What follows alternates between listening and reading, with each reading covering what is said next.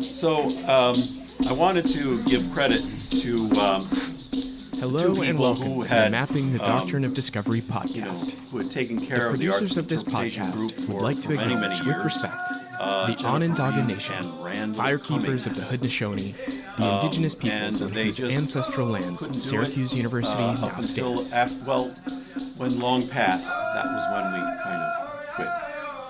But we hope maybe we can keep this going. We'll see, But I think you can get the vibe, catch the vibe of Long and what we're trying to do here is a kind of building community, which doesn't often happen at the AAR.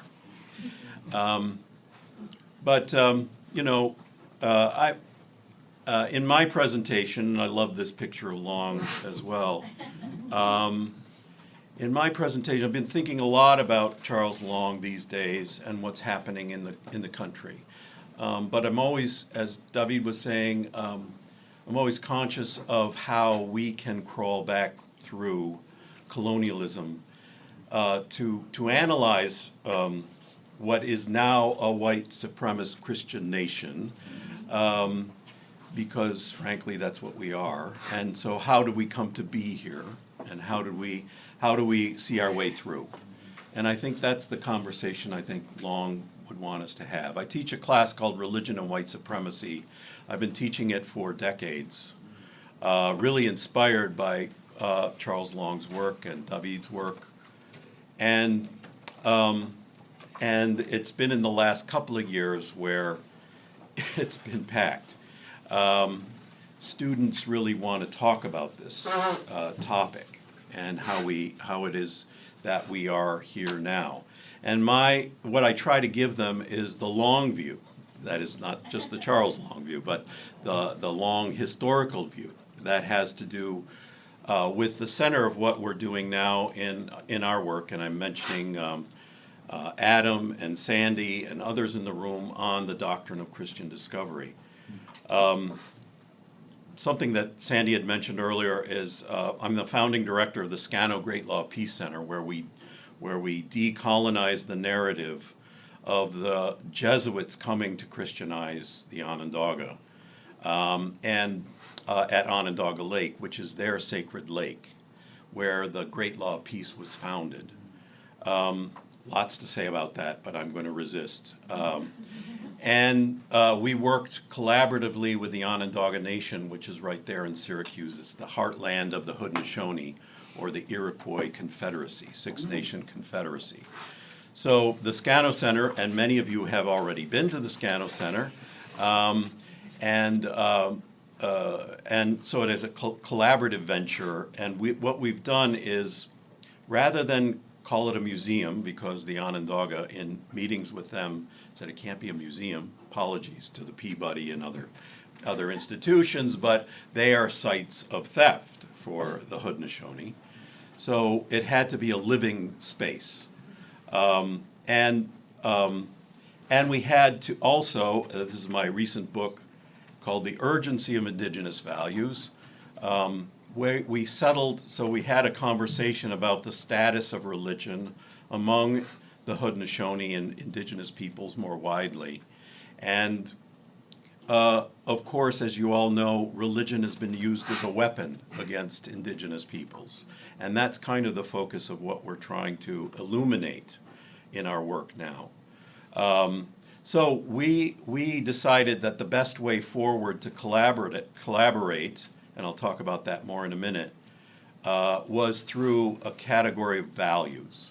Values has many different meanings, and it's signified in different ways, but that was something that we could work together around, right? And at the Scano Center, Scano means simply peace, but it also means peace that can only be achieved when human beings are in proper relationship with the natural world. Right? And so that element of Scano goes all the way through the narrative.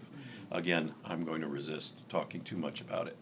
This is a picture of Charles Long and Sandy and me at the Scano Center.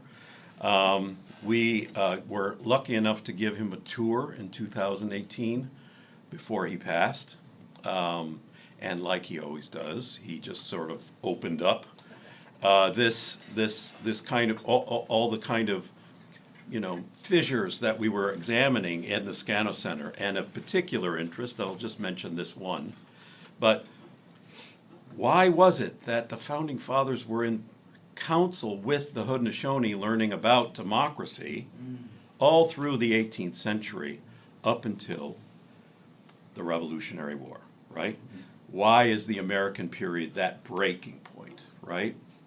And Long said it has to do with slavery. That's why they were fighting the Revolutionary War, going to your point, So he opened up that moment, right? How could they be friends for years and decades, and then suddenly flip and attack the Haudenosaunee in what's called the Sullivan-Clinton campaign? It's like this burned, scorched earth campaign against the Haudenosaunee, right? So anyway, that's just an aside, but at the Scano Center, we can have those kind of conversations, and that's why we created it the way we did. We saw it less a tourist site and more a kind of educational opportunity, because that's where the Great Law of Peace was founded thousands of years ago. We have a French fort there. There are conversations about how we should deal with the French fort. Some have suggested we should burn it down, but that would be, kind of ruining an icon of Syracuse. But this is an event where we had a number of Haudenosaunee people there and non-Haudenosaunee. It was one of our Doctrine of Discovery conferences where we had a papal bowl burning ceremony, and I'll get into that in a minute. So Onondaga Lake is kind of a special place in a lot of ways, and I'm going to sort of run through this as well. The Haudenosaunee people, if you know, they had tremendous influence during the colonial period. We're working with the National Archives in London right now on their exhibit on Revolution 250, the making of the USA. And they're interested in the Haudenosaunee influence on Western democracy and the development of Western democracy. Nobody in this country is, but they are. And so we've been interviewed and all that, and that's going to be happening in May next year. If you watched the Ken Burns special, there was a kind of reference to the Haudenosaunee in the first episode, but then we don't know what that is, right? So again, the narrative is really confused. But anyway, so the Haudenosaunee are a kind of deep feature of American history that has been systematically eliminated from the narrative of the United States. The Two Row Wampum. This is a wampum belt, an agreement between Haudenosaunee people and the Dutch from 1619 or 1613, and it's a physical artifact. It exists. It's their understanding of the relationship, this cohabitation relationship between Europeans and the Haudenosaunee, and specifically it refers to the Haudenosaunee sailing down the River of Life in their canoe with their cultural protocols and all that, and the Dutch sailing down the River of Life in their vessel, in their ship, and they are not to interfere with one another, the 3 rows of white beads in the middle, and those are referred to as the Silver Covenant chain, and that language is picked up by the English and other Europeans all through the American period. But for us, this is a methodology, right? This is a way that we can collaborate and staying in our lane, so to speak, but work together on shared values of urgent mutual concern, right? That's the operative idea here, right? So that was the lead for the Scano Center. So the Doctrine of Christian Discovery. Sandy and I have had a podcast for the last, 5 years, 6 years? Adam's our producer, so he tells me everything. and but called the Mapping the Doctrine of Discovery, and had a variety of different people on talking about. We've had David on, we've had Oren Lyons, if you know Oren. So a number of different prominent people that have talked to us about about their understanding of the doctrine of discovery. But at Onondaga Lake, and this is just one example, I could give you lots more. Onondaga Lake, the Jesuits came in 1656 with the deed, a land grant that gave them 600 square miles of land around Onondaga Lake. This is the land grant. We had it translated from French. The Jesuits, before they even arrived, they already owned the land. Right? So that's what we're talking about, right? So this is the doctrine of Christian discovery. The Onondaga have their own version in a wampum belt that tells a very different story than the Jesuit story, right? So the gap between these two texts, if you like, is that essentially the Onondaga threw them out because there was this. They were planning a takeover of the Confederacy, and so and Oren, actually, we meet regularly with Oren Lyons, and he described this episode in kind of cinematic detail, you know, of them approaching the Jesuit and cutting off his little finger. I've never heard anything like that in the Jesuit relations, right? And that they said, if you don't leave, we'll do much worse. And then they escaped, right? So that's the kind of thing that we're grappling with at the Scano Center. So there are these contrasting versions between the Jesuit relations and the wampum belt. And they have different values associated with each kind of textual record. Now, the doctrine of Christian discovery. This is our Columbus statue in Syracuse, New York. It's the desire of the mayor that it come down. Right. I could talk a lot more about that as well. But essentially, I use this as an illustration of the doctrine of discovery. Right. Beginning in 1452, succession of Catholic popes gave Christian monarchs sanction to seize lands and goods and enslave non-Christian peoples. This is the origin of the transatlantic sea trade, right? This is in response to the rise of the Ottoman Empire, the fall of Constantinople, and then the discovery of Africa, and then the Americas is all a kind of continuation of the Crusades in some ways, right? So there, you kind of have to look at the long picture here, right? So again, Native people, and I find this all over the world, Native people are keenly aware of the doctrine of discovery, but most others have no idea what that means, right? All right, so Christian nationalism. So I'm going to spend a little time with this. So 14, we're doing a translation project, a retranslation of these papal bulls. And our colleague, Sebastian Mudrow, who loves Church Latin for some reason, I don't know why, but he's retranslating these papal documents so they can be utilized, and we're trying to make those available open access right now. Right. So Pope Nicholas V authorizes King Alfonso V of Portugal to invade, capture, vanquish, and subdue all Saracens and pagans, to reduce their persons to perpetual slavery, take away all their possessions and property. Right? So that's raiding West Africa, right, in the mid-1400s. Then you skip over to after Columbus, the infamous Borgia Pope basically riffs off the same kind of language, justifying and amplifying the subjugation of barbarous nations that are not Christian. Then the Cabot Charter, sorry, it's a little bit screwed up.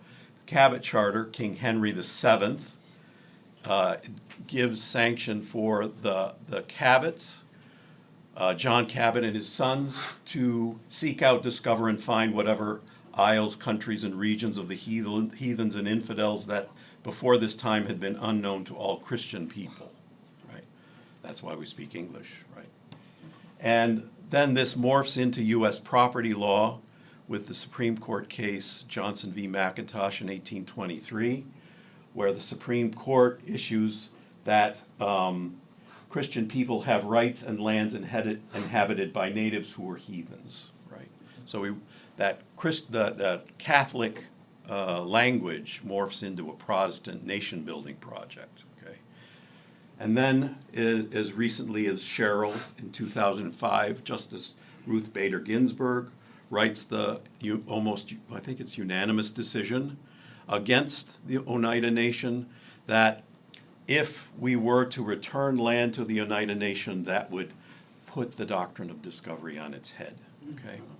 It would essentially undermine property law. So it's not a partisan issue. It's kind of baked in to the structure of the United States. And this goes right to what Charles Long was talking about, I think. I hear his. So, this idea of manifest destiny and this comes from gas painting, American Progress. So this idea of property as fundamental to personal power and pursuit of these ideals has been decimated indigenous peoples, right? Now, I also want to personalize this because I'm kind of obsessed with my own background as a white guy, right? Actually, well, this is all screwed up. So Adam just took this picture like an hour ago of me. Remember this place, David, the Boiling Crab? So my ancestor, my ninth great-grandfather, John Arnold, had a place on Harvard Square in 1635, right? Got off the boat and then was a founding father of Hartford, Connecticut, and was a beneficiary of the Pequot massacre, if you know about those things, right? So, how are we to kind of grapple with the internalization of these? What I heard in the room when you were introducing yourself was trauma a lot of times, right?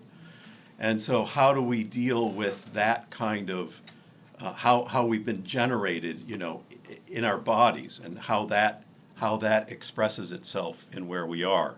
And I would often talk to Long about this, like, what do white people have to do about this, right? So also 6 of my ancestors came across on the Mayflower, which is very interesting as well, including William Bradford, so I've been reading his stuff. I just found this recently. And this year is the 200th anniversary of the Erie Canal, 1825, which decimated the Haudenosaunee, cuts right across the Haudenosaunee territory. And also, my ancestors were along the canal as well. And that's a screenshot from Ancestry. It shows them going right across upstate New York, right through Haudenosaunee territory. And so I've been doing talks with the leadership of the Haudenosaunee, talking about the trauma of the Erie Canal and how it's it's formed as a kind of the burned over district, right? The burned over district and all the. Okay, yeah, that's this here, Sacred Waters, with Jake Haidegwai Edwards. All right. So why the white guy? I've been kind of haunted by this interaction, this episode on Joy Reid's podcast. She was kicked off MSNBC, and now she has her own podcast. She interviewed Robbie Jones, whose book, Hidden Roots of White Supremacy, I find very, very enlightening, very important book, actually. And anything Robbie says, I kind of tend to believe because he's really a smart guy. And they had this really important interaction about whiteness and where it comes from and how we can grapple with it, because I think that's what we're doing in the country. And I think it's important that we subject these categories to some kind of historical depth. All right, and that's all. That's all I want to say, but thanks very much.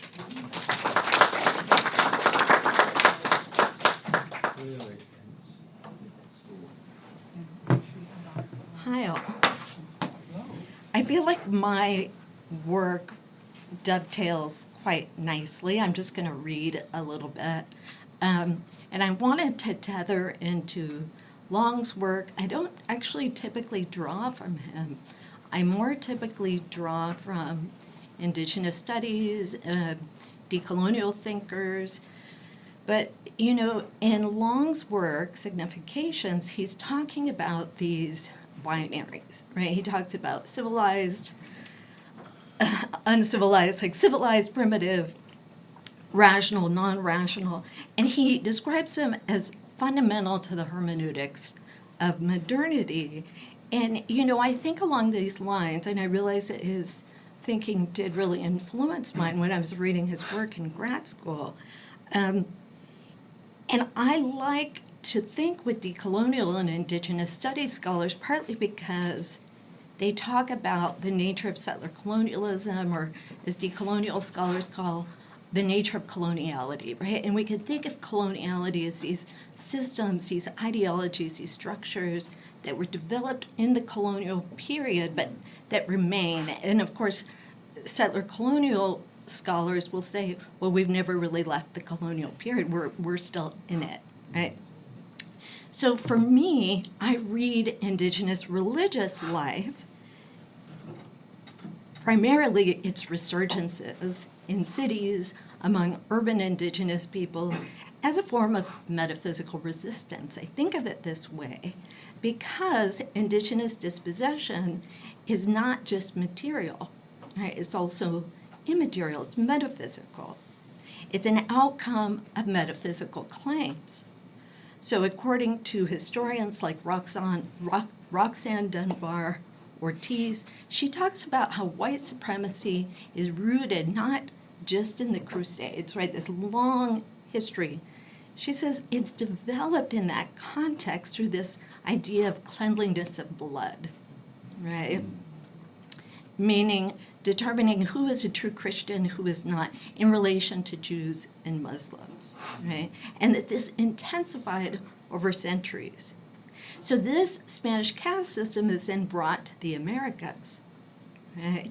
And it becomes a new template for understanding who is who has power rights by proxy. So decolonial scholar Nelson Maldonado Torres tells us, well, there are these debates happening in the 16th century among Spanish settlers. Do Native peoples have religion? Do indigenous peoples have religion? If they do not have religion, do they have souls? If they have no souls, can they be converted? Can they become rational actors of God? In this context, you know, Long talks about empirical others. And here we could see the creation of ontological others, right? In this sense, indigenous peoples are perceived to have no legitimate metaphysical claim to their lands or to political agency, autonomy, right? So this assumed ontological difference is then further legitimated in the Enlightenment through this anthropological category of race, right? So it becomes, it's drawing from this long genealogy, becomes race, right? And in this context, indigenous peoples are deemed primitive.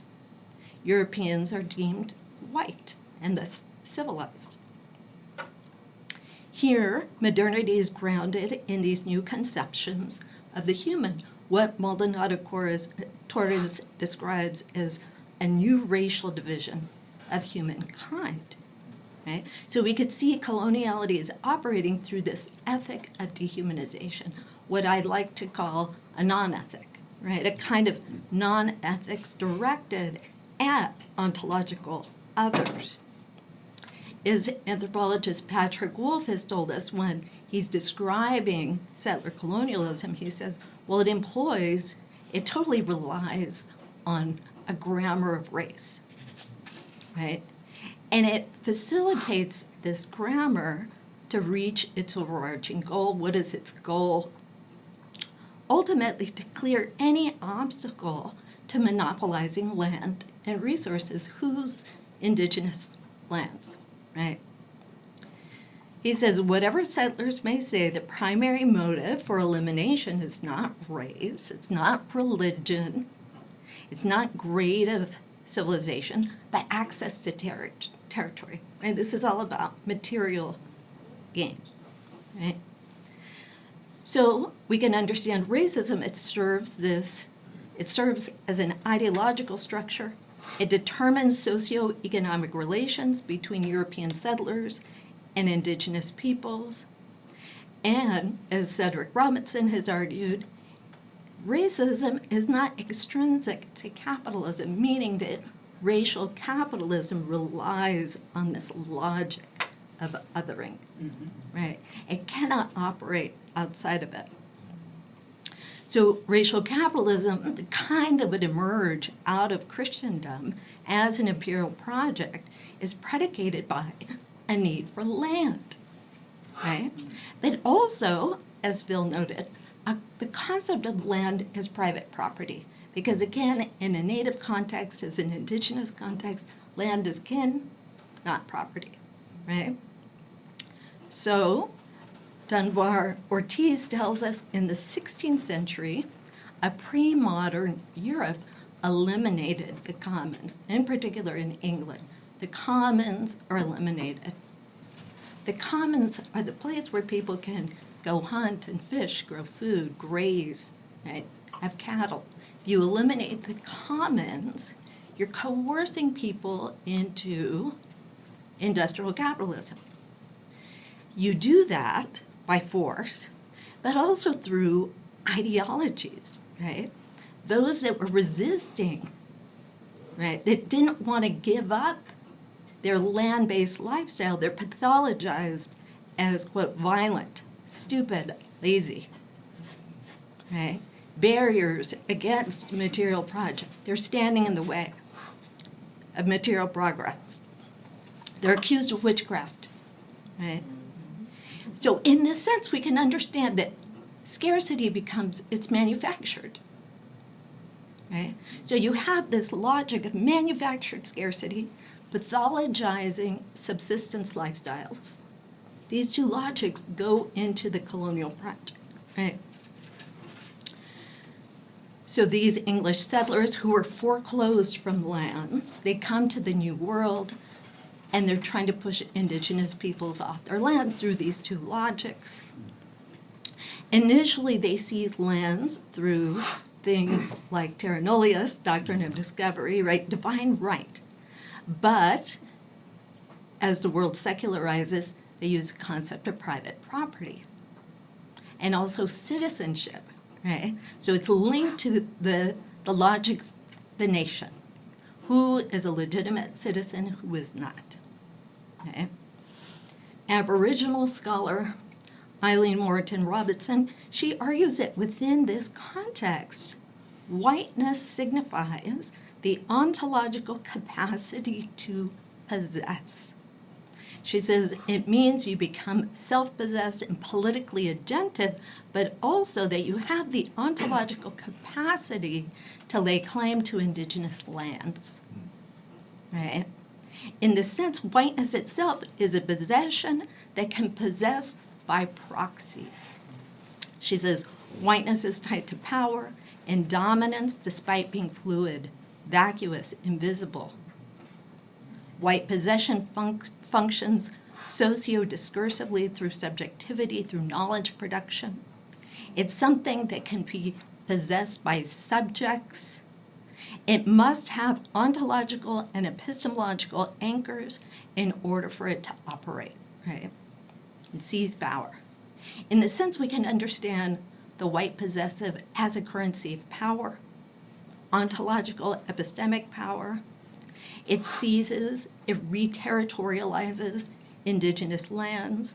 In the process, indigenous lands understood as kin become settler property. Right? In the modern project, racism is institutionalized through knowledge production, through in the academy, right? You want total epistemic and material control. Maori scholar Linda Tuway Smith describes these imperial projects as relying on a discursive field of knowledge. She says discovery is about, and from the New World expanded, they challenged ideas the West held about itself.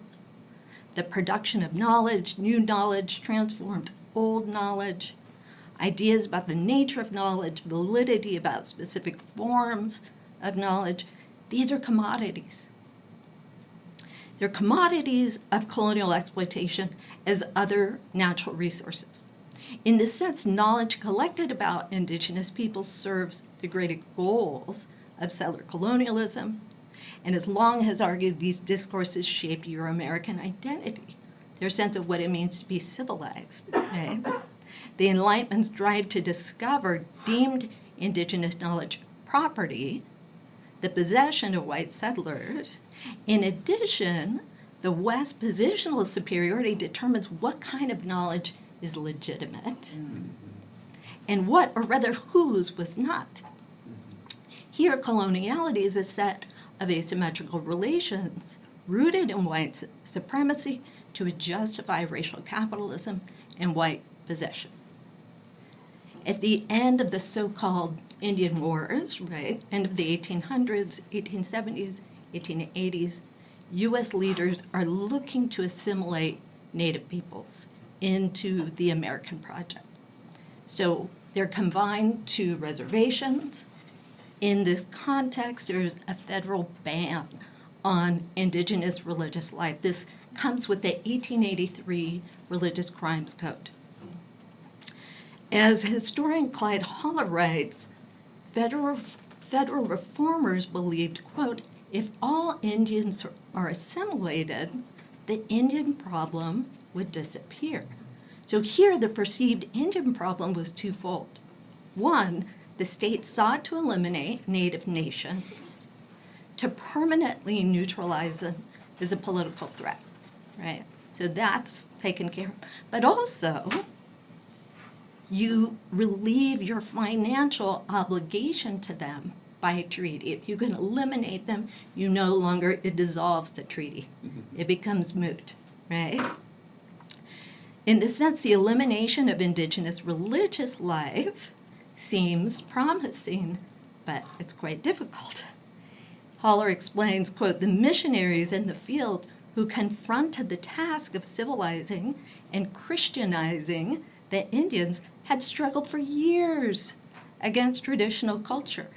The medicine men, they had so much influence, the people were not willing to step away from these leaders, right? One such reformer, Gideon Pond, was confounded by Lakota religious leaders. He was so frustrated, he writes in his journals, he says, science reveals they are frauds. To him, it's very obvious they are frauds.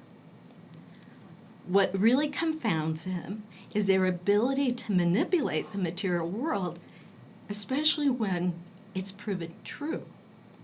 Pond writes, they foretell future events, often with a sufficient degree of accuracy. Persons who are almost reduced to a skeleton by disease, in a day or two, they're suddenly restored to perfect soundness by their agency. In this sense, indigenous religious life threatens the metaphysical and thus epistemic and political authority of settler colonial power. Right? The existence of that power in itself is a threat.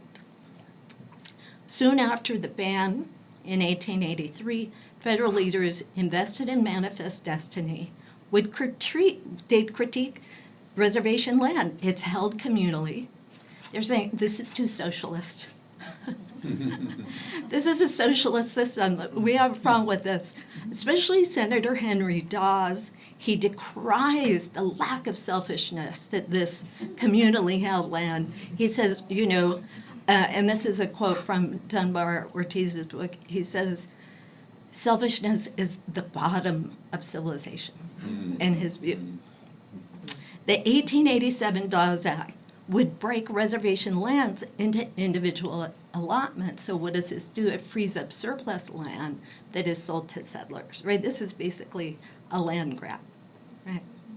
Here, the view of land as relation, not property, poses a major threat to the greater political economic order, again, of racial capitalism and white possession.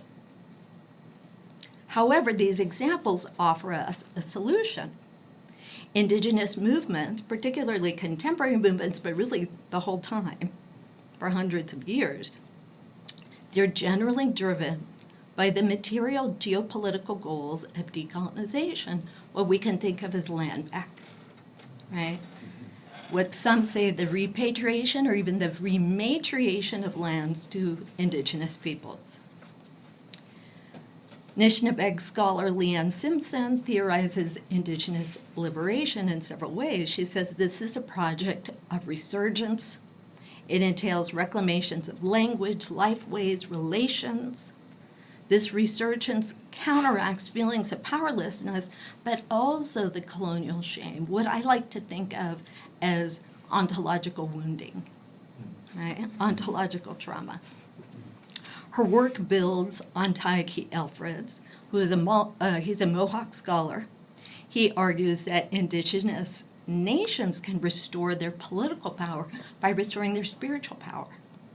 He says this agency is key, it's fundamental, but you can't restore it without actually restoring your traditional values. Very resonant with what Philip is saying.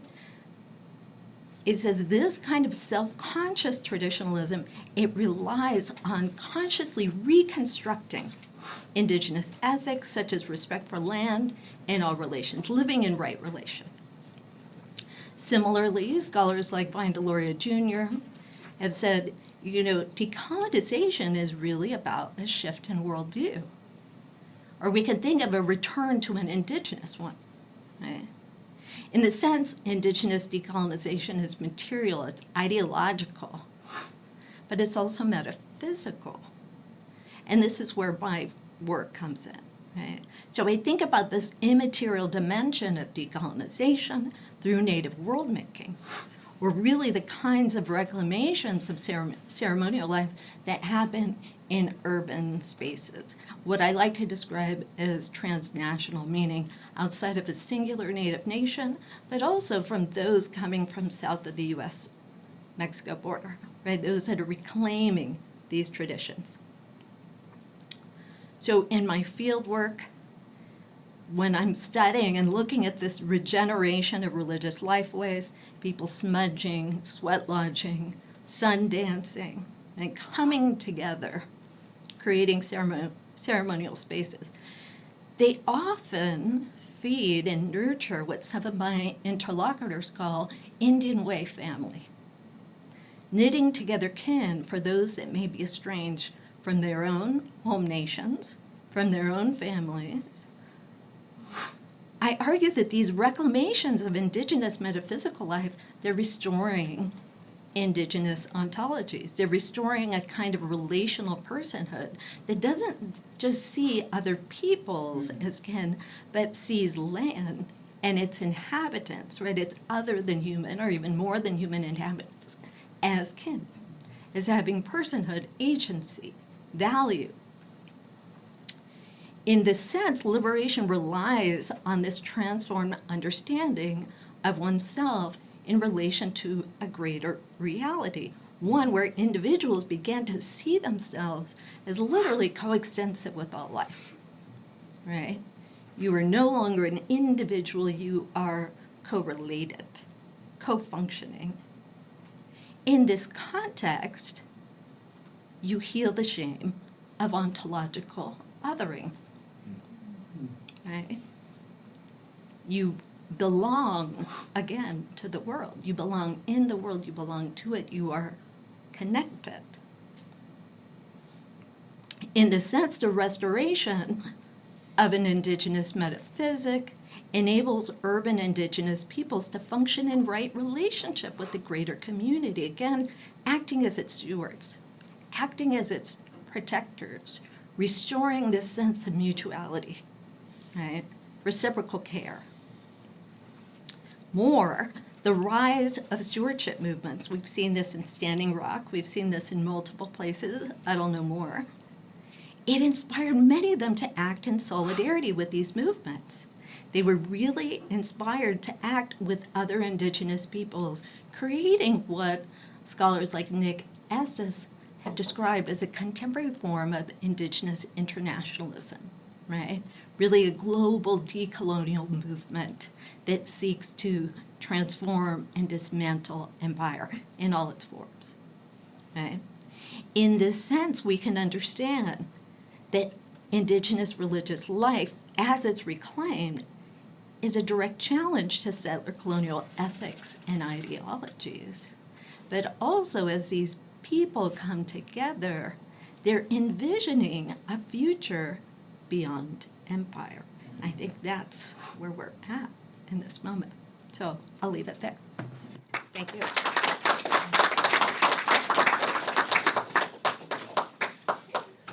Do you need help catching up on today's topic? Or do you want to learn more about the resources mentioned? If so, please check our website at podcast.doctrineofdiscovery.org for more information. And if you like this episode, review it on Apple, Spotify, or wherever you listen to podcasts. And now, back to the conversation. Well, good afternoon. I've already introduced myself, but what I did not say is how I became very much intrigued by the legacy of Charles Long. When I was in my PhD program, one of Charles Long's sons was my advisor. Well, he called himself Charles Long's son, Lee Butler. And Lee taught me a lot. And Charles Long taught Lee a lot. They spent a lot of time together.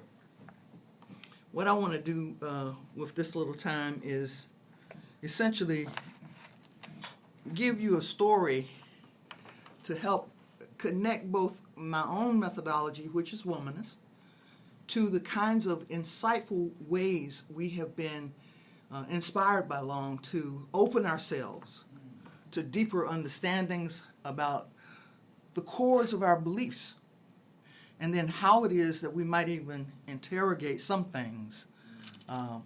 So here we go. Paul Laurence Dunbar, let's see if I can get him up here, wrote a poem, The Haunted Oak. And it tells the story of lynching from the perspective of the tree. Dunbar personifies the oak tree as a witness to the crime of lynching. Published in 1900, the poem is part of a collection entitled Lyrics of Love and Laughter. One verse in the poem describes the tree's pain in holding the body of a swinging, dying person, and the injury the tree suffered when its bough was deeply bruised from the dangling body as it succumbed to the senseless violence. Poetry, according to Charles Long, together with other aesthetic practices, serves as a kind of crucial extra church role in producing and pronouncing the deeply threaded connection between the religious imagination and the complexity of the human response to experiences from which one draws religious meaning. Dunbar's poem expresses a kind of religious polemic against human cruelty when it states, and I quote, "And nevermore shall leaves come forth on the bough that bears the ban. I am burned with dread. I am dried and dead from the curse of a guiltless man." Now, the poem was about the lynching of a man, but I want to tell you a story about the lynching of a woman. Eliza Woods, a black female from Madison County, Tennessee, worked as a domestic for the Wootons. Mrs. Wooton was found dead in her home. The coroner's autopsy showed she died from ingesting rat poisoning. Without due process and against her vehement denial, Eliza was hoisted off to jail when a search revealed in her home that she had rat poisoning.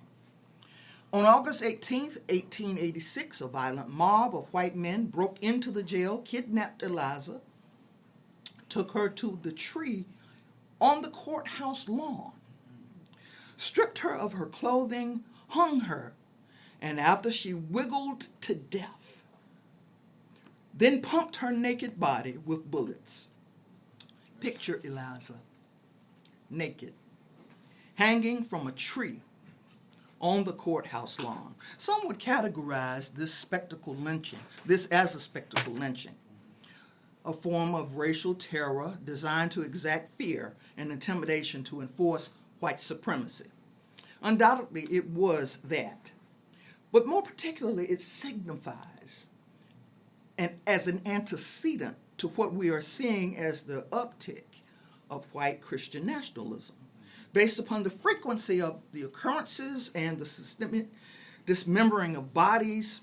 It also symbolizes a kind of religious ritual performed to orient its white followers to the role of terror in the worship of power and domination.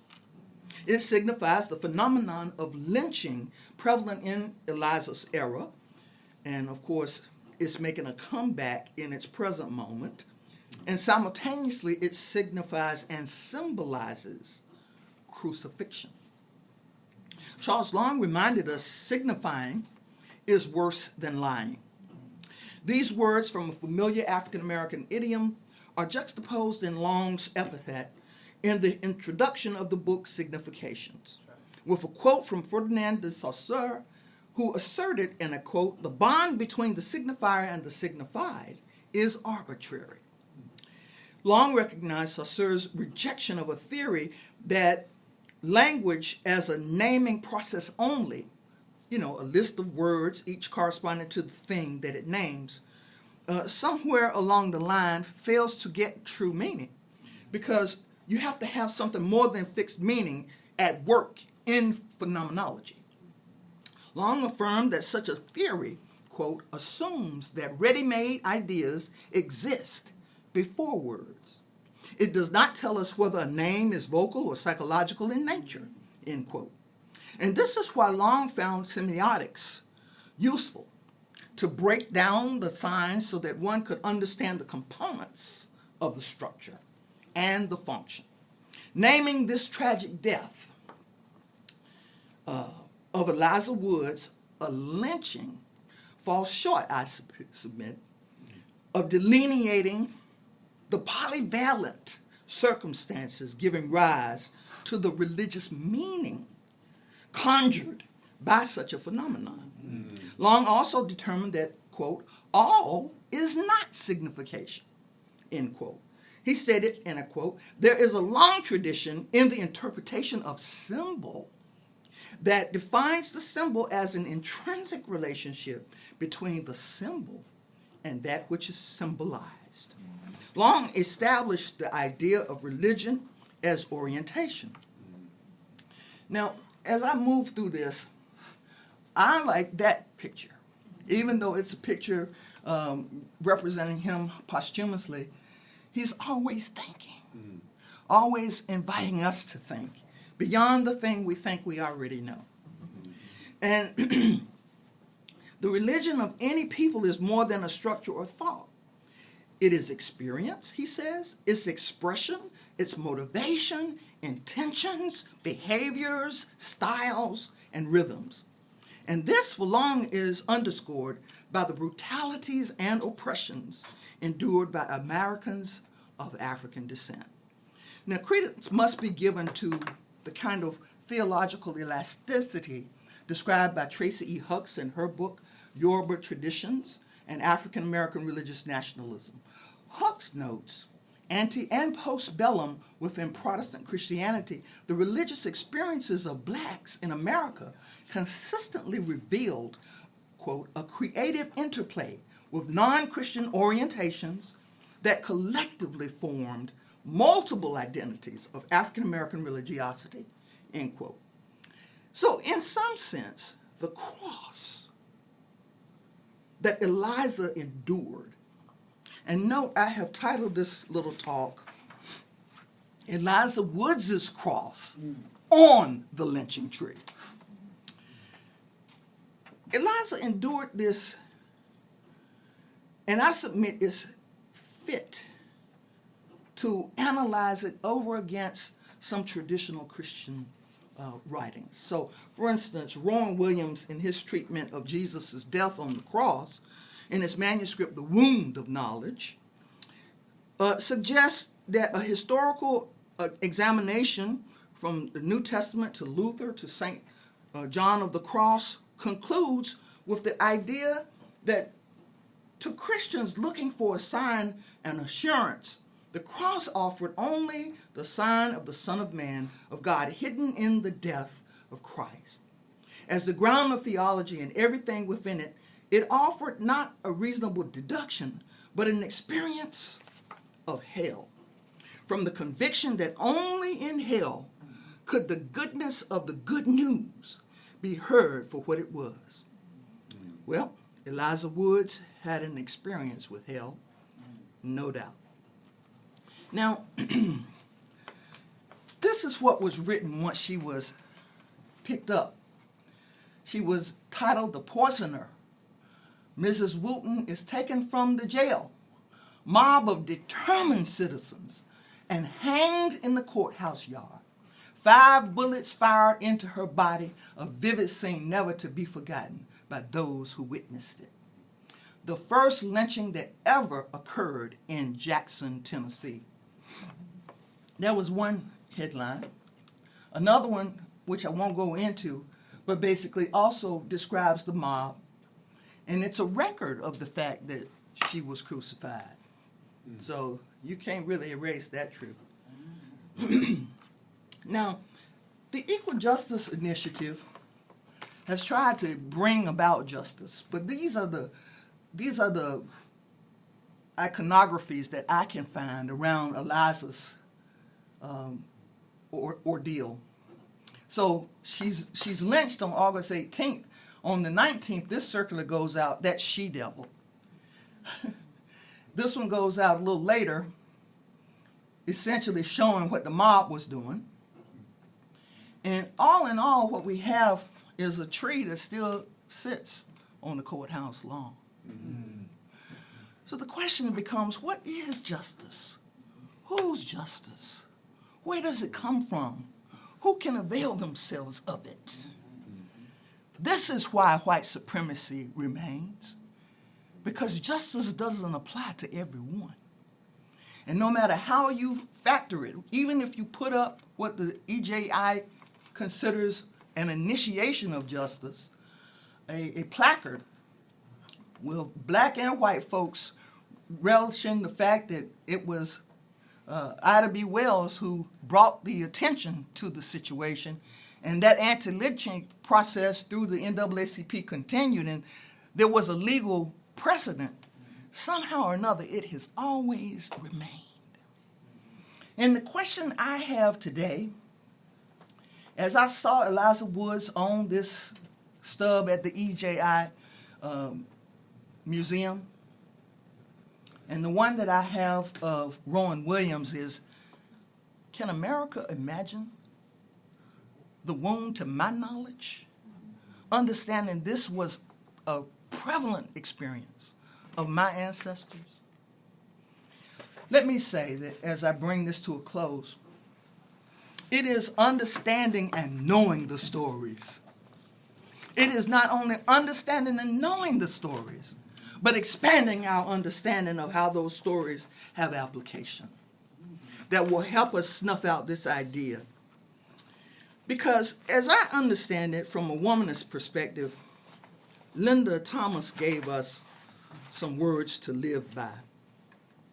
Linda Thomas suggests that the method of womanism or womanist theology validates the past lives of enslaved African women by remembering, affirming, and glorifying their contributions. After excavating analytically and reflecting critically on the life stories of our foremothers, the methodology entails construction and creation of a novel paradigm She says, we who are womanists concoct something new that makes sense for how we are living in a complex gender, racial, and social, or racial and class social configuration. We use our foremothers' rituals and survival tools to live in hostile environments. Moreover, we gather data from a reservoir of bold ideas and actions from past centuries for an enhanced and liberating quality of life for Black women today. So the weaving of the past into the present and back into the past allows us to produce a polyvalent, self-constituting folk culture of African American women. And in other words, the past, the present, and the future fuse to create a dynamic, multivocal tapestry of Black women's experience intergenerationally. So what does that mean? Well, Long used the term polyvalence as well. The concept for him was about having more than a single form, a single approach. And I want to raise this point. The polyvalence that both Long and Thomas refer to invoke the ancestral spirit and legacy to which Eliza connected through her death on the cross, pierced by her side by bullets, hung on the cross until she died. Eliza endured a most miserable, tragic death. Yet the conjure tradition would suggest that when the lived experience of ancestors like Eliza Woods is examined through the lens of Charles Long's concept of orientation, in conversation with the poetic expression of Paul Laurence Dunbar and the womanist methodology, what we have is Eliza going through a sacrifice very similar to what Jesus went through. And the question becomes, what happens to someone who is pierced in the side? I want to say they become water people. I want to suggest to us that the signifier placed Eliza on the cross as a sacrifice. And they didn't learn until 3 years later, on the 3rd year, the horrific crime that Eliza was killed for. The husband of Mrs. Wooten, under the travail of his guilty conscience, came forth and said, guess what? I'm the one who killed my wife. Now, Eliza couldn't get any worldly justice, but I'm concerned and I want to suggest that some of us are living beneath our means because there is a power. And as soon as the people understand the power of spirit, things will change.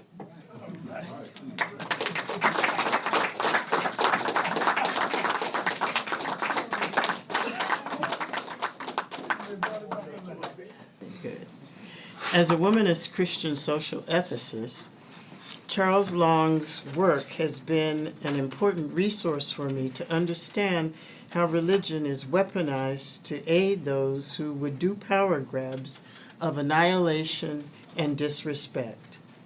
As you can tell from my very frame, I have a particular kind of religious worldview in mind when I say this, that comes with various names: Christian right, Christian nationalism, white Christian nationalism, and on and on. And though I could launch into a full-throated response on any of these characterizations, for today I'm more interested in probing the troubling forms of religiosity that feeds them and sustains the more radical right notions of what religion is and should be in a society that is already diverse, as we already are.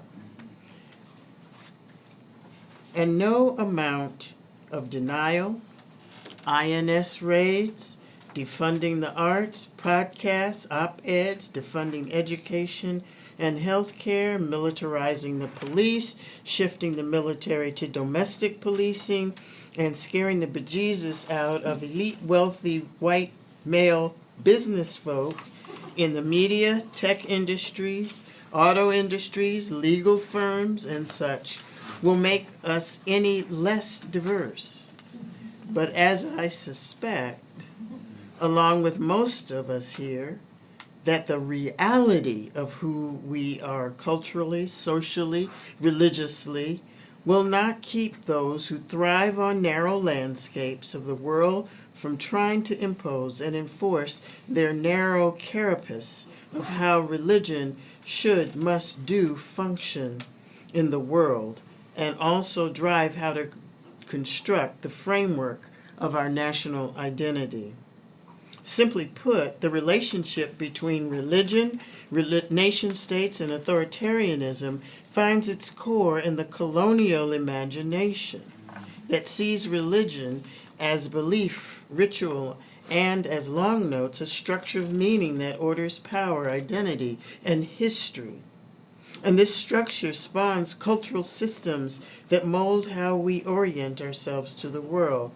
But then in a demonic chess move, colonialism's distortions of domination and control, sacralize hierarchies and oppressions, disfigure and warp any notion of the common good, human dignity, and an appreciation of diversities as gifts, benefits, and challenges, and instead see diversity as anti-patriotic, threat, waste, and social fragmentation. Distortions such as this, then, reveal the ways in which religion is a part of culture, policy, politics, and history in modern nation states. And these nation states are religious projects that depend on a mythic imagination of order, destiny, and sacred legitimacy. This is where I am in productive conversation with Long's view of the nation state as a religious project whose roots are in colonialism, with my notion of the fantastic hegemonic imagination rooted in a flawed socio-religious imagination. I use this term to describe the ways in which dominant cultural narratives, ideas, and beliefs shape and influence our collective imagination and understanding of the world. The hegemonic imagination is often grounded in a particular set of assumptions, values, and norms that reinforce existing power structures and hierarchies as normal and natural. The fantastic refers to the ways in which the dominant cultural narratives such as literature, media, and other forms of art can sometimes rely on fantastical or mythical elements to reinforce its claim to authority and legitimacy. Together, the fantastic hegemonic imagination serves to mask or obscure the underlying power dynamics that are at play: brutishness, bullying, colonialism, imperialism. It describes the way in which dominant groups in society, such as white, male, heterosexual, elite, and able-bodied individuals, use their power and privilege to shape and control the social imagination. And no, I am not leaving women out. I just don't have time to include them this time. It creates and reinforces narratives about who belongs and who does not, what is valued and what is not, and what is possible and what is not. And yes, they are harmful and oppressive to marginalized groups because they are manifestations of a warped social consciousness that breeds on suppression and spite. The concept of the fantastic hegemonic imagination, is not only descriptive, it is also prescriptive in highlighting the need for marginalized or liminal groups to resist these narratives and to create their own counter-narratives that challenge and disrupt dominant power structures. Long's definition of religion as the structure of meaning through which humans orient themselves to the world and to the sacred notes the impact of the colonial and post-colonial world as one of conquest and a self-congratulating understanding of what is sacred, civilized, and human. I see this in part as variations on whiteness that undergird white supremacy as normal, natural, and sanctioned by the white divine. This totalizing domination has shaped racial, gender, sexuality, and more hierarchies that legitimize oppression as divine order. We see this American sacred in manifest destiny, divine election, and Christian nationalism, all of which are the results of the colonialized sacred imagination. Both Long and I see that the Western colonial imagination has made evil sacred. By exposing the colonial sacred, Long understands religion as meaning making that structures reality and power, and through the hegemonic imagination, I am invested in understanding and exposing how cultural imagination produces moral meaning that sustains evil. His analytical lens is that of colonialism and the religious imagination. My lens is that of race, gender, sexuality, class, and the moral imagination. Long has unrelenting focus on erasure and domination through religious categories. I focus on the ridiculous, the outrageous, or the fabrication of marginalized bodies as symbols of evil. Long's goal is to decolonize meaning and reclaim suppressed sacred worlds. I want to subvert hegemonic fantasies and cultivate a liberative moral imagination. White supremacy persists because it is the product of institutions and the symbolic and moral worlds we inhabit, our myths, symbols, and meanings that make injustice appear to be normal, rational, and good. The reality is that white supremacy, like almost everything else I can think of in the colonial project, is up to no good, or certainly has no interest in what might constitute making real and tangible a demanding notion like the common good. Whether it is liberation through resignification or reimagination, we will need to curb our assumptions and perhaps even our ardent desires for a better world and ask, what the hell are we really doing? Are we really seeking to reclaim and reinterpret the sacred from the standpoint of those who have been dismissed as primitive or interesting? Those worlds have been erased or caricatured, and instead we seek to discover the divine in the other side, not the underside, the other side of history. Are we engaging liberative moral imagination that faces the ridiculous realities of oppression and refuses to be defined by them?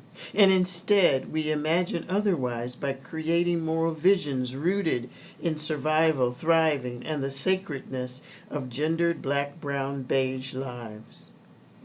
Long teaches us that the struggle for justice is not only political or social, it is cosmological. And this places all of us on the potter's wheel to examine the ways that we are both vigorous opponents of a stultifying status quo and can have the feet of clay and fail to speak, let alone act, to bring in greater spaces of justice and hope. White supremacy persists because it is more than a lone act of one person like Nicholas Fuentes, or groups like the League of the South, America First Foundation, or the Aryan Freedom Network. It is both long structures and the interstructured systemic of the hegemonic. In other words, it's baked into us, all of us. And the only way to undo or even attempt to eradicate it is to be relentless in holding ourselves accountable to our actions and inactions, our thoughts, the caricatures we carry around in our head and live in our lives. In short, do James Baldwin's first works over for ourselves and in our communities. And then we might have someone who has done the work of internal ongoing transformation who can bring something useful to the challenge of building, creating, and maintaining the promise of the common good that recognizes this nation is a totally unfinished project. This must be tangible, embodied in relationships, practices, and visions that feel and are real. We must cultivate a shared sense of being human together, whether it is Long's religion as the grammar through which we imagine ourselves and others, or calling out the hegemonic within us. We must lift up art, testimony, liturgy, expand empathy, and rehumanize what society and we have erased. And we must refuse, at every turn, others' definitions of wholeness. What and who counts as human? What is divine and holy? What is truth, myth, primitive, modern, sanctioned, particularly if they are the only ones benefiting from them? Thank you.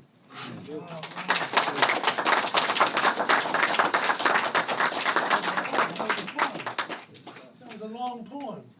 What more is there to say? We've had a history of religions approach to the contact of cultures and white supremacist Christian nationalism, a decolonial encounter with history of religions and settler colonialism, a womanist theological and a womanist ethical encounter with white male supremacy and white supremacist Christian nationalism. And now we're going to offer a theological thinking of Charles Long in relation to black studies. It's interesting that Long's affiliation with black studies goes underrepresented and under-theorized, as if it's just a mere placeholder in the academy and not the actual encounter with what Long is doing. And so what we'll do first is we'll move through hosting why we need to move along in this manner. We'll go back to Alpha, Myths of Creation, to host our question. Second, we'll look at the encounter, and we'll take the event of 1492 as a way to begin to engage thinking and the project of thought. But we're going to do it in conversation with one of Long's interlocutors that goes under-remarked in these conversations, and that's none other than Sylvia Wynter. Both she and Long occupy the same space in two critical volumes. One, Race, Discourse, and the Origin of the Americas, A New World View, that opens up with Sylvia Wynter's programmatic statement, 1492, A New World View, in conversation with Charles Long's New Space, New Times, Disjunctures and Context for a New World Religion. They also engage in the same space with Joyce King's edited volume on black education.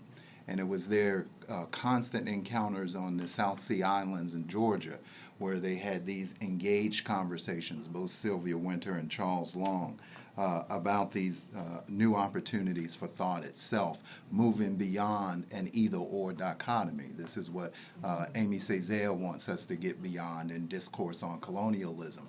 And too often our logical structures are structured under either-or. And this is both what Sylvia Wynter argues against and Charles Long, because then it pushes us within a raciological framework whereby we mistake the map for the territory. In other words, we think of white supremacy as the enemy, and if we can just get rid of white supremacy but continue its raciology, then we've now done our work. Then I'll conclude with some remarks on how do we begin to think blackness. This is a question that is coextensive that Charles Long surfaces in 1968, to which we have in many ways forgotten the question, but yet it's taken up in an exemplary manner by none other than Lerone Bennett in The Challenge of Blackness, an essay and lecture that he gives as the first lecture of the Directors of Black Studies seminar at what would become the Institute of the Black World. That was first the Martin Luther King Jr. Center, headed up by Vincent Harding. So that's our itinerary of thinking for roughly about 10 minutes. We'll do it in 10 minutes, okay? First, let's have some epigraphs to think with. First, one of Long's thought partners, W.E.B. Du Bois, and we go back to that classic of 1903, The Souls of Black Folk. And at the end of the first paragraph of the first essay, Du Bois writes, "To the real question, how does it feel to be a problem? I answer seldom a word." Du Bois refuses the grounding of a logic that creates blackness and people as problematic or pathological. And then he begins to elaborate an other modality of knowledge. And that's where you read the remainder of the essays. And that's why the essays range over form and function. Du Bois also writes, "The using of men for the benefit of masters is no new invention of modern Europe. The using of men for the benefit of masters is no new invention of modern Europe. It is quite as old as the world, but Europe proposed to apply it on a scale and with an elaborateness of detail of which no former world ever dreamed. The imperial width of the thing, the heaven-defying audacity, makes its modern newness, that is of white supremacy." And so I've titled this The Imperial Width of the Thing, Charles H. Long and the Question of the Human, as a modality of how do we begin to establish a new myth of the human. We also want to think with Mary Evans, Blackness, a definition that she offers in 1969. Blackness is a political culture concept that is innovative. It rethinks forms, systems, and methodologies, placing black minds, black energies, and black resources to a common goal, the creation of a new man and a redirected, reshaped society supportive of him. When you're reading these statements and understanding the context of Long, you've seen we don't want to make Long this exemplar as we do with European thinkers. We want to see Long within a genealogy and a community of thinkers and a practice of thinking together, much like the Arts of Interpretation unit gives that space of a practice of thinking together. And lastly, Charles Long himself. This is in 1968 on the pages of Criterion, where both he and Nathan Scott offer a response to the student uprisings at the University of Chicago. And Long writes, "The visibility of the black community in America is our challenge and opportunity to develop a theology of freedom, a freedom for humanity, a new humanity." Bob Dylan's With God on Our Side appears on his 1964 iconic album, The Times They Are A-Changing. The song is part of the 1960s folk revival, along with Dylan's increasingly political, salient lyrics of the time. The song would be one that Dylan would later call his finger-pointing song. He would then leave his signature acoustical style after this album for his electric style. The song combines Dylan's personalist philosophy with his growing ethically anarchist commitments. adapted from the 1957 song The Patriot Game by the Irish folk singer Dominic Behan, which memorialized the political death of a young Irish Republican Army soldier. With God on Our Side questions the ideal of political loyalty based on blind obedience to nationalism and unquestioned religious belief. Dylan's song underscores the pitfalls of religious nationalism and foregrounds his mercurial, complex, and ever-changing relationship with Judaism and Christianity. With God on Our Side reminds us that the challenges and changes of identity and political loyalty are never easily negotiated, particularly when authorized and guaranteed by appeals to God. In the wake of Dylan's song, religion continues to preoccupy the center of the American public life. At a time when the very foundation of the future of American democracy is, to put it lightly, intensely contested, religion functions both as a panacea and as a problem. It animates our most intense debates and fuels our highest aspirations. Yet the tremendous challenge of the moment requires considered and critical reflection on a number of issues, including how and in what ways scholars can and should engage in public life and with what concept of religion. In a moment when the nation is embroiled in an intense struggle over the future of American democracy, it is imperative to develop fresh ways and new perspectives to understand how the language of religion has effectively usurped the language of politics. That is, in our political conjuncture, we are not merely in a struggle over the good and the commons, but rather how the politics of religion have been critically aligned along an axis of that which is considered ultimate. Paul Tillich's evocative statement, "The boundary is the best place for acquiring knowledge," is the first sentence of his autobiographical statement On the Boundary, an autobiographical sketch. It is a leitmotif that Tillich employs to narrate his life. For us, it captures a spirit that we can begin to think through in order to understand the politics of religion in our contemporary moment. In many ways, this liminal thinking along the boundary is what Charles Long directs us toward. We return to the exemplary example of Charles Long because the question of the human that preoccupies his thought would cause us to return to an inaugural scene of writing in which the very criterion of thinking itself is revealed as that of myth-making and that of creation. Detailed in Charles Long's Alpha, The Myths of Creation, we return to not only Long's understanding of creation or Long's delineation of examples of creation, and remember that text is a text that appears in a number of texts that take examples of phenomena that Long bookends by an introduction and then introduction to each of the creation myths that are taken from around the world. Long is thinking in a planetary manner. That is critical. I mean, the nation state becomes one unit of analysis, but it cannot stand as the unit of analysis. It has to be planetary. But Long begins his project by orienting us to a critique of the critique of religion. Long provides us with this critique that leads to creation by first analyzing and then critiquing the work of Edward Taylor and Max Muller. Long identifies a common, peculiar form of rationalistic bias in their work.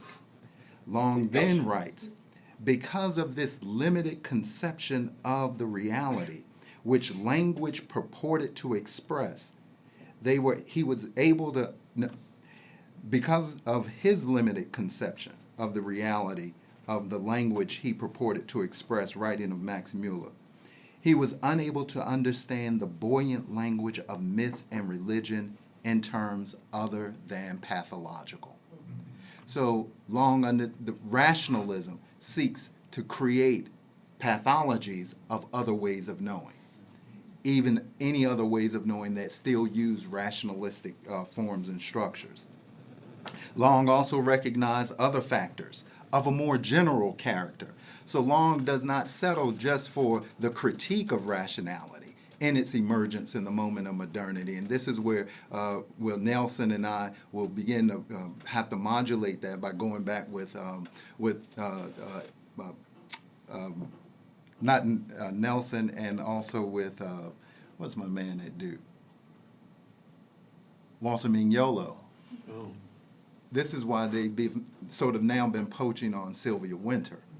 Because now it's like, hold up, but Sylvia Wynter has a different formation.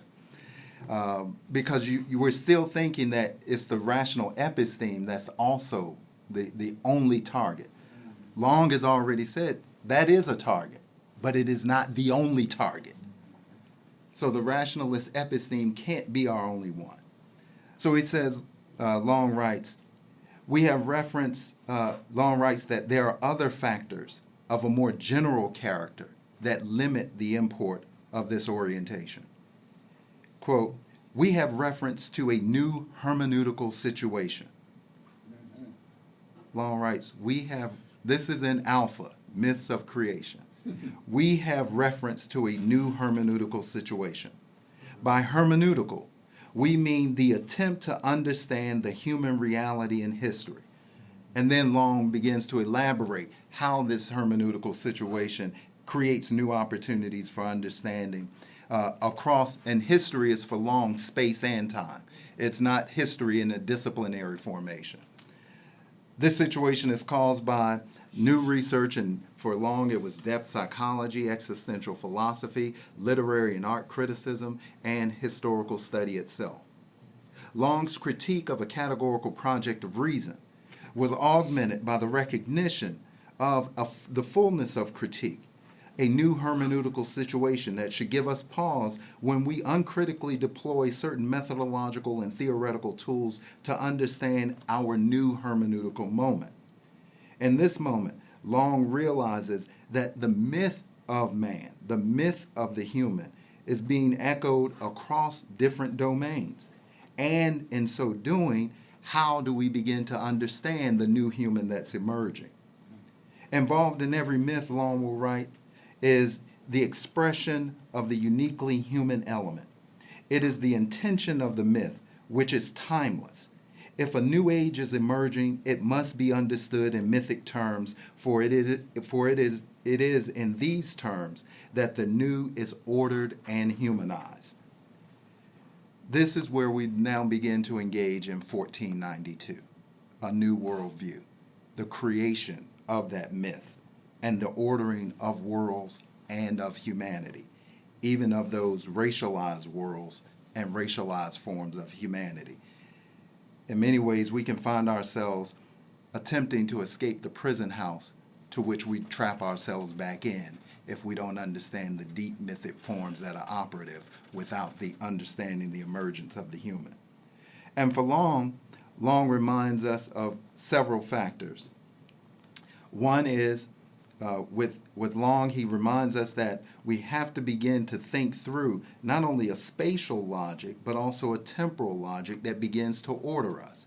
In many ways, what we are beginning to think through is that our temporality, our sequentiality of concepts, then gives us the order of the human and the order of our critique. We need to be very careful that we're not our critique doesn't operate to the same temporality of the human that then moves in a dominant hegemonic manner. We also need to recognize, and this is Sylvia Wynter's attention to it. Sylvia Wynter reminds us that we have to understand this cosmogonic schema, her word, in 1492, A New Worldview.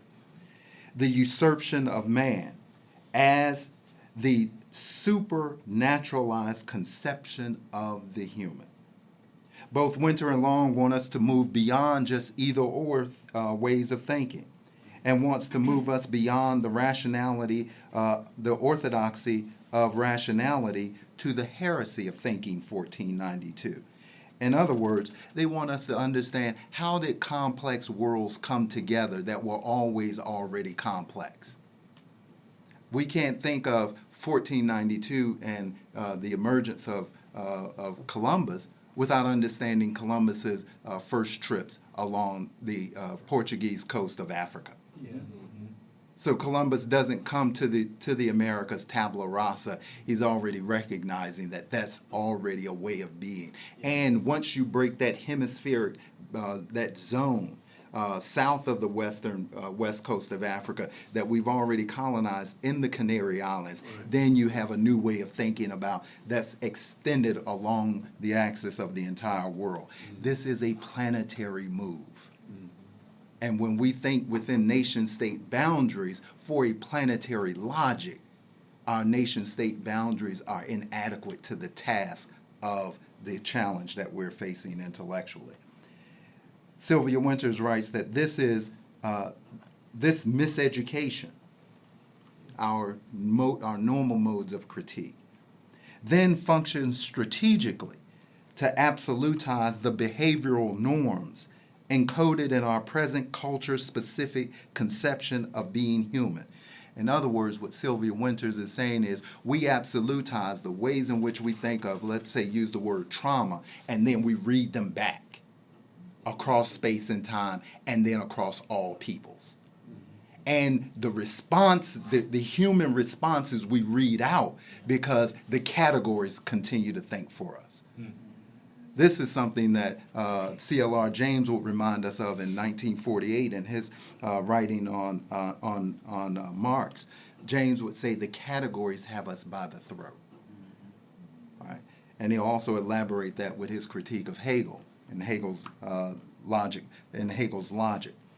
Sylvia Winters continues, allowing it to be posited as if it were universal of the human species, and ensuring thereby that all actions taken for the sake of the well-being of its referent model continue to be perceived as if they were being taken for the sake of the human in general. What Winters reminds us of is once we enter that torrid zone, that boundary that defines the liminal space between the Western Hemisphere and those others, we can then import those same binary logics into this torrid zone that Europe has defined spatially.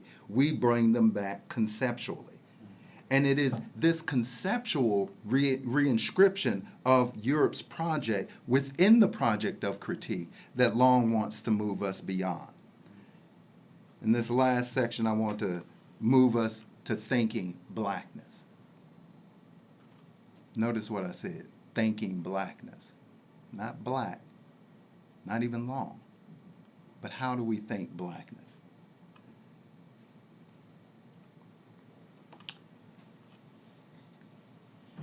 Long reminds us that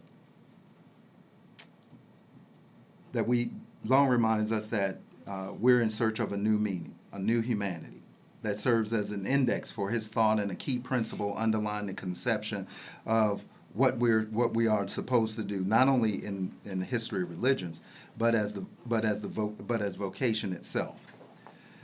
But to leave it at that is to underestimate the critical import of Long's thought and miss the broader opportunity for intellectual renewal, represented by the one who has been called the bringer of problems.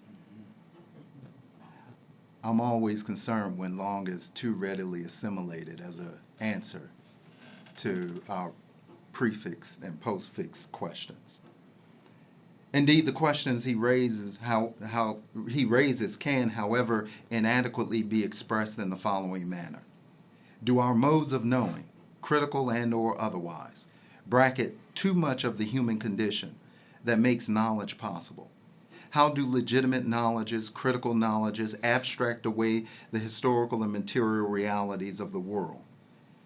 In other words, how and in what ways do dominant regimes of knowing serve as a prison house of thought and facilitate dehumanization by design? Long's practice inspires such questions and facilitating an emergence of another surface for interrogating the project of thinking. In so doing, he instructs us to take up and extend particular intellectual practices that open up new spaces for elaborating the conditions of possibility for thinking and being otherwise. For Long, for over half a century, he wanted us to move beyond the sites in which we traditionally host these questions. And for me, this site now to host the project of thinking becomes the first Black Studies Directors Seminar convened by the Institute of the Black World in 1969. It is this site where Lerone Bennett issued his critical epistemological and ethical challenge to those assembled regarding the intellectual and political problem space of blackness in the academy and in the broader world. Under the title, The Challenge of Blackness, Bennett challenged those directors to view the issue of blackness as not just a mere descriptive of a condition elaborated within the geopolitical and historical confines of a distinctive Western and uniquely American imaginary. Rather, he sought to encourage an interrogation of blackness along an axis of elaborating the condition of possibility for an other knowledge and an other order of being. Recognizing the limitations of the dominant episteme, Bennett states, "We are about the task of defining, defending, and illustrating blackness." Notice blackness is not defined. We often create this teleology from the 1960s as blackness being absolutely defined to 2025, where we already know what blackness is by just bringing in some black folks, sprinkling them along, and not thinking with them. That becomes quite different. That's a different project. We are about the task of defining, defending, and illustrating blackness.